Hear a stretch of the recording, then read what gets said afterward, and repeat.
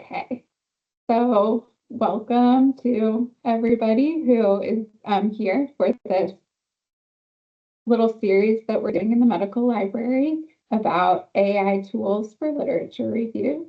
Today we're going to be talking about a tool called Scite and how you can use that to enhance your lit reviews. And my name is Sarah Kyle, and I'm one of the medical librarians at EPCOM. So what we're going to be talking through today is talking through kind of what the basics of Scite is, how to use it, how to register for an account, talking through some of the key features, and then talking about some applications for a lit review. And I'm going to turn my camera off just because I get distracted seeing myself. So I'm going to do that. But basically, what Scite is it is, as I was preparing for this talk today, I found a description of it that said it was like the GPT chat box for science writing. But one thing that I find really cool about it is that it is only trained on full text scholarly content. So it doesn't claim to be an expert on everything from the internet, but only on a certain subset of content. So I find that to be a pretty interesting place to start from for this tool. So some of the primary features of Scite is that Scite has an AI-powered research assistant. It has a search platform. You can set up dashboards that you can use to track trends, get insights from different sets of papers. And then it also has a reference check feature that allows you to screen as you write to check for high quality sources. So these tools, they can all be used independently for any type of research that you might be doing, but you can also use them in specific ways for different projects like a lit review. So Scite is available as a tool from the Belmont Library. So you already have full access to Scite. So we have a link to it on our medical library website. And I know there's only a few of us in the webinar right now, and I know that Jenny probably already has access to it. So I'm just going to ask Wei, I don't mean to call anybody out specifically, but have you used Scite before, Wei? I have not, no. Okay, great. Well, then I will just show you really quick how to sign up for an account if you want to do that during this time. But if you just want to wait and do that later. So I'm going to put the link for Scite in the chat. And it is it's connected with all of the same Belmont sign-ins. So when you go to Scite, oh, it's already connected me as logging in. When I practiced this off campus, it didn't. But basically, what you can do is you go to that link, and then it should be a sign up tab. And then you can click through a link that says other sign-in options, and then access through your institution with Open Athens. And that should help sync your access with Belmont. So if you have any trouble, Wei or anybody else in the future setting up your access with Belmont, you can let us know in the medical library and we can get you connected. So I'm going to go back to the presentation now. And again, we can help you with any sign up later on. But I just want to make sure we get through some of the key features. So first of all, the assistant. This is the feature that's kind of most like ChatGPT or any other chat-based AI tool. And so basically what you can do with the assistant feature is that you can ask a question, and it can be anything from a more nuanced research question to kind of like a plain language question about a scholarly topic. And what Scite is going to do is it develops a search strategy and then provides you with a summarized answer to your question, along with the references it used to write the answer. So some things that are kind of interesting to know with this is that it comes up with a completely unique response for each question. It's not going to hallucinate any content or any citation or any content for that citation. But I will say that the more I've played around with it, the more I've noticed that wording can really matter when asking a question. So I think you can kind of manipulate the type of answer you get based on how you ask the question. So your question, just like with anything in research, is important when using this assistant tool. So it can be really helpful when you are starting research with a new topic or when you just need a quick answer to a research question. So before we continue, I'm going to go to Scite and just do a quick demo to show you what that looks like. So my question that I'm going to do today is, who is more likely to develop type 1 diabetes? And just to kind of look at some of the nuance of how I phrased that question, I've asked this question several times and kind of experimented with the responses. So I'm kind of curious to see what answer it gives me. So what it's doing right now is it kind of narrates what it's doing like other AI tools. And so it's composing a response. It says it does fact checking. And then over here on the right, you can see the searches that it used, the publications that it's consulted. And then when it finishes, it'll kind of switch to this references tab just now. So this is a pretty comprehensive kind of quick answer to a question about the people or the population most likely to develop type 1 diabetes. So it'll give you some responses based on the literature, and then on the right, all of the citations that it used to generate this answer are linked here. And you can do a lot with these responses.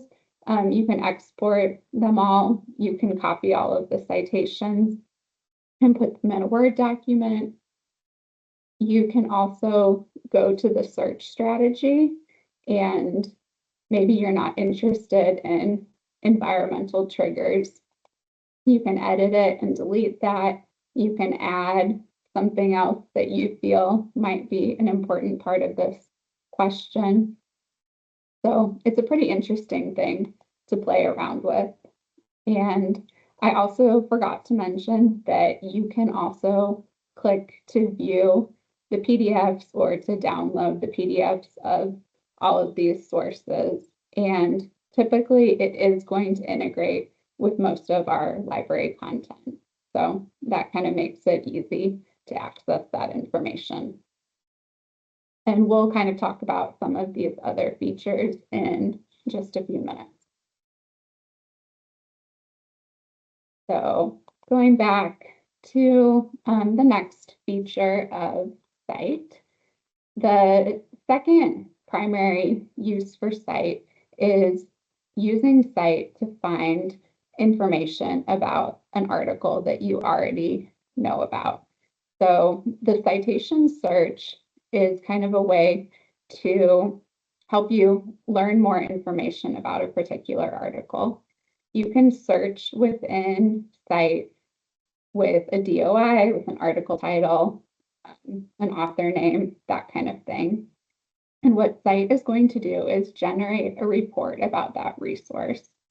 This report is going to give you information about how the article has been cited, so how other people are using the article, as well as how the article uses its sources. And then there are a lot of different filters that you can use to explore different viewpoints about the article. And that gets into what Scite calls smart citations. And there are different ways that Scite has characterized different citations, either saying the citation supports the article, it mentions the article, or it is contrasting, kind of disagreeing with the article. So it might take a little bit of time to wrap your mind around how it is dividing up these things, but once you have used Scite a little bit, you can kind of start to understand their terminology. Another feature within the citation search is that you can search within the citations to kind of help you understand how an article might be used to support different concepts. And we'll kind of get into that more a little bit later, but I'm going to do a quick citation search for you. So I'm going to go back to the Scite homepage, and then I have a DOI that I am going to search for.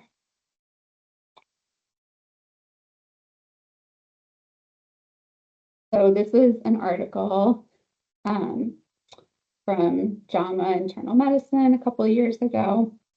And what this report looks like. So up here at the top, there is information about the article. You know, the title, authors, all that, abstract. Scite also does have links within a lot of their documents to remind you of what these features are. So there's a help me understand this report.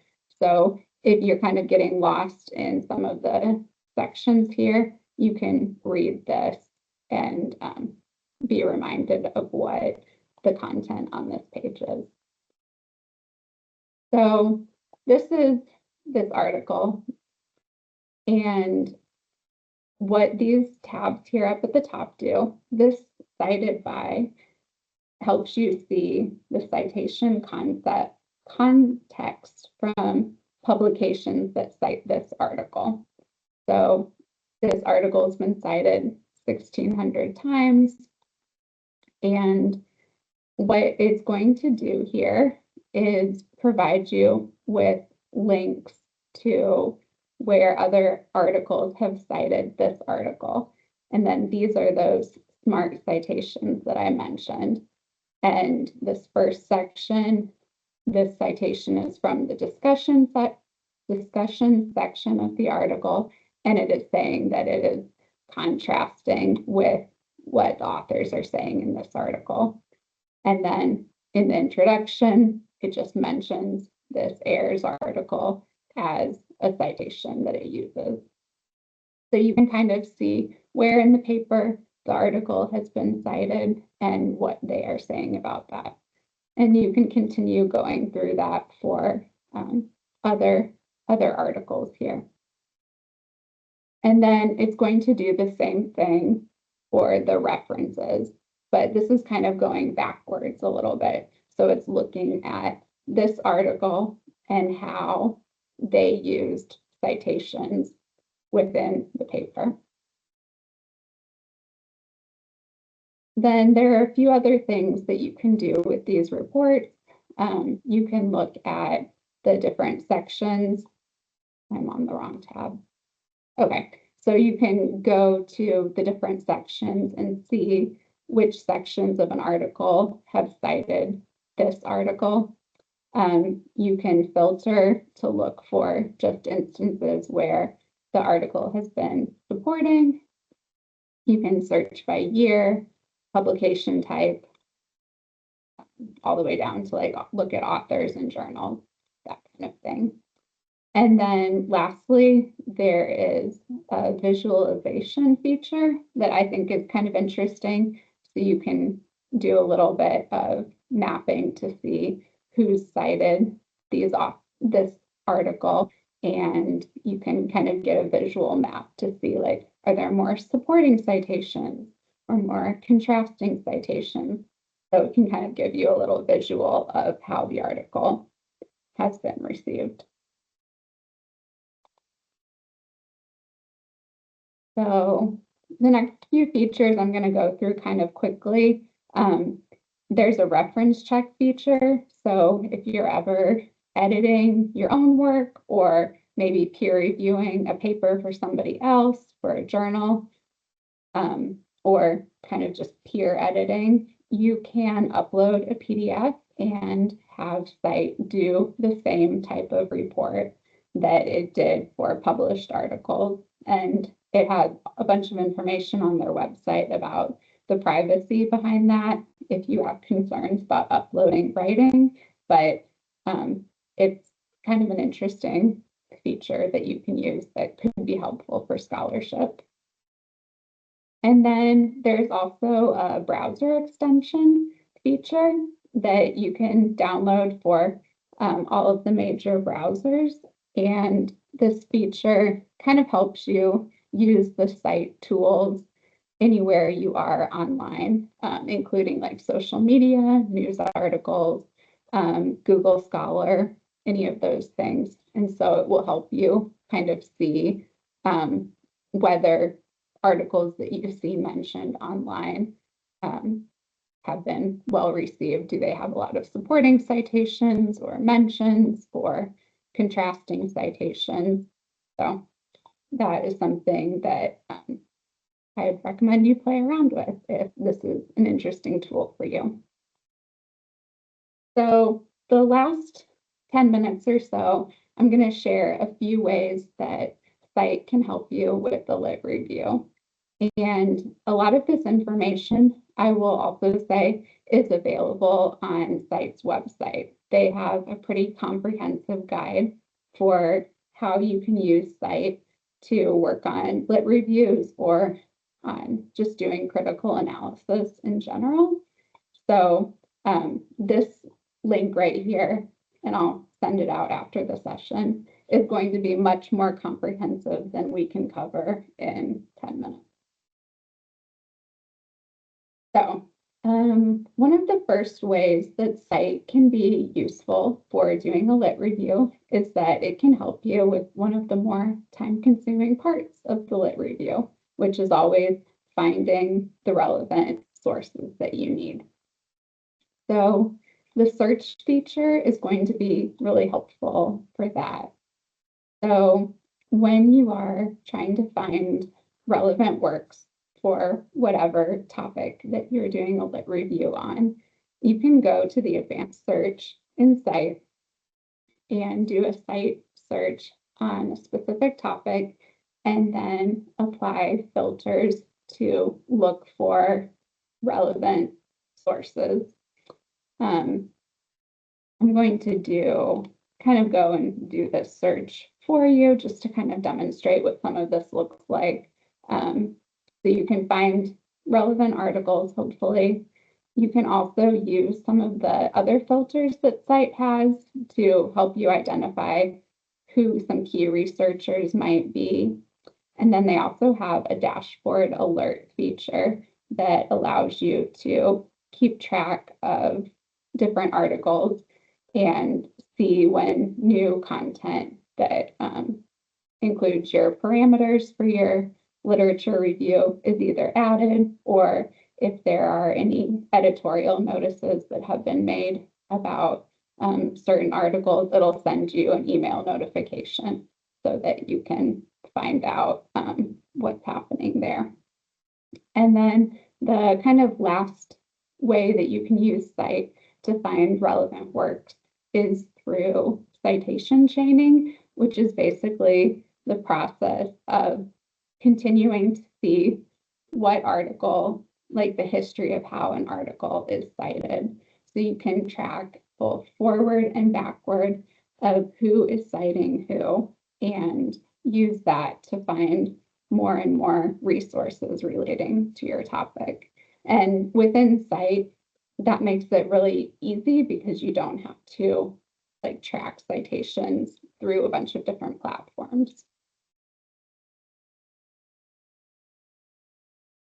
So I'm going to go to the search here and search for juvenile idiopathic arthritis.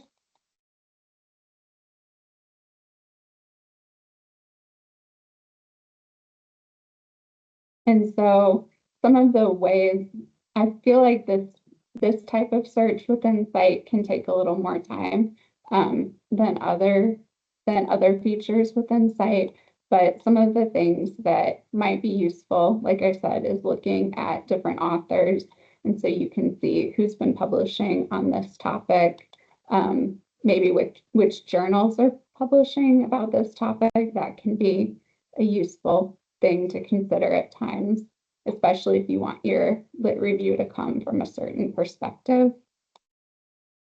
And then there are also a few different ways you can sort these results. So you can look for things that have been published more recently, things that are older, most cited, least cited, and then the same for supported and contrasted. So through this, you can kind of see what some of the top things for certain topics are. And Scite does allow you to do pretty nuanced Boolean searches. So you really can drill down pretty deep into certain topics here. And then in terms of critical analysis, once you have done a search that you're happy with, you can kind of dive deep into some of the citation statements. You can search within these statements to kind of see where in the article people are citing a specific article that you're interested in. And this can really help you understand the context of what people are agreeing with or disagreeing with. You can also, so I said you can see like which sections things are being used in. You can also search. So when I was preparing for this, I was looking at how juvenile arthritis affects males versus females differently. So you can like search using different keywords there, and that can kind of be helpful to see where the research is going for different topics. And then lastly, with Scite and thinking about critical analysis, you can really use this as a way to add some nuance about how you are citing. And I don't know. Okay, there, the little link went away. But you can add some nuance to how you're citing within your literature review. So instead of just mentioning that an article has discussed a certain topic, you can talk about how certain scholars and name them. Certain scholars agree with this concept, but then certain scholars disagree. So it can kind of help you understand a little bit more about what perspective people are taking. And then lastly, for Scite can be useful with a couple of these features that we've talked about previously in terms of helping you discover gaps in the literature. And these are all things that you can do without a platform like Scite. But since Scite compiles all of this information together, it can really help you save time and be a little more efficient. So thinking about using citation chaining, a couple ways you could use that for discovering gaps in the literature is by continuing to go through chains of citations until you come across the most recent place that an article has been cited. And this can kind of help you track research trends. And then you can go to those papers and look at the conclusions of the papers to help you see what these authors are proposing as potential gaps or potential new topics to study. And then if you think specifically about the contrasting citation statements, since Scite gives you things that are supportive or contrasting, you can read the contrasting citation statements to come across differences in results that might be interesting to people in a literature review. And then the second way you can use Scite for gaps in the literature is by searching citation statements to see how citing authors might talk about addressing gaps that they've discovered. And if you are able to find enough of these gaps that other people have talked about, you can use that to potentially create a map of possibilities for further research that you can present in your own literature review. So again, these tools aren't going to be magic and help you do a literature review in 5 minutes. But by using these features in Scite, you will hopefully be able to be a little bit more efficient and kind of discover some possibility and nuance to articles that you might have taken a lot longer to discover on your own. And I think that there are a lot of possibilities with Scite, and I think the more we continue to use it, the more we might be able to see how it can be helpful for us. So I know that was a ton of information in about 30 minutes, but does anybody have any questions? No questions. Thank you. You're welcome. Well, if you have a chance, we'd appreciate if you would scan this QR code, and I'll also put the link in the chat. And we just have a quick survey to get some information on what you thought about this today. And I'll also mention that we do have a guide on the library website about AI in medicine and healthcare. So that kind of presents a lot of this information about Scite as well. So thank you for coming today. I'm going to stop recording. Thank you. Have a good one. You too.